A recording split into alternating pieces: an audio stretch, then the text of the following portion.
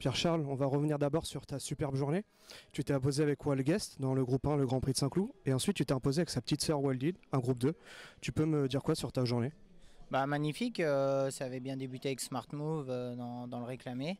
Et puis Walguest, bah, on l'attendait parce que voilà, la dernière fois il a vraiment laissé une belle impression lors du Grand Prix de Chantilly. Le cheval est revenu vraiment très bien.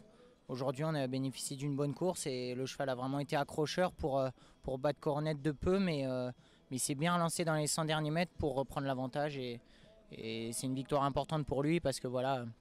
Il n'avait pas brillé au niveau groupe 1 à l'âge de 3 ans, il avait échoué de peu. Et gagner une course comme ça, c'est important et c'est bien pour la suite de l'année. On va revenir aussi sur ta super performance avec Pacha d'Argent. C'est un vrai cheval de quintet. Il a prouvé encore qu'il était en très bonne forme en ce moment.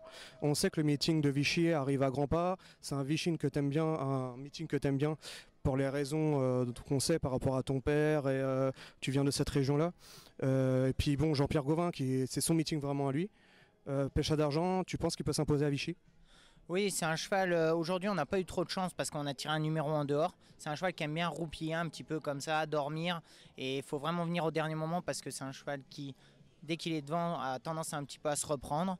Aujourd'hui, il fait une superbe perf parce que c'est pas facile de regagner du terrain sur une surface rapide comme aujourd'hui. Voilà, il aura certainement le quintet 3000 mètres à Vichy.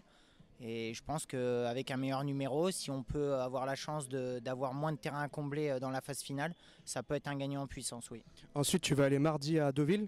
On sait que c'est un meeting aussi important pour un jockey, il va commencer. Tu vas tout d'abord être associé, ta première montre de la journée, ça va être le 204e trou. C'est une jument qui est très régulière et je sais que tu l'aimes beaucoup. Tu peux nous en dire quoi par internautes de Canal Turf? Amtrou, c'est un cheval qui est assez régulier depuis le début de l'année. 3 deuxième places, si je ne me trompe pas. Et non, troisième, et il reste sur deux deuxième places.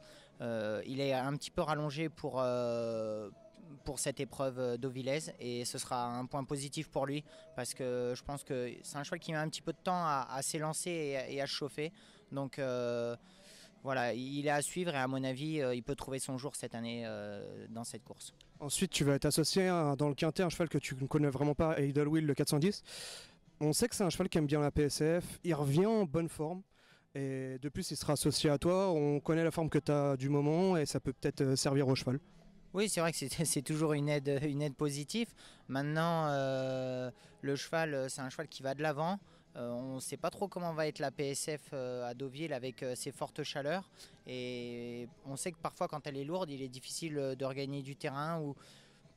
Mais on verra, je vais apprendre un petit peu à le connaître. Mais s'il revient en forme, c'est un cheval à suivre et certainement mettre dans la bonne combinaison. Ensuite, ça sera ton avant-dernière montre de la journée, ça sera le 609 Illuminator.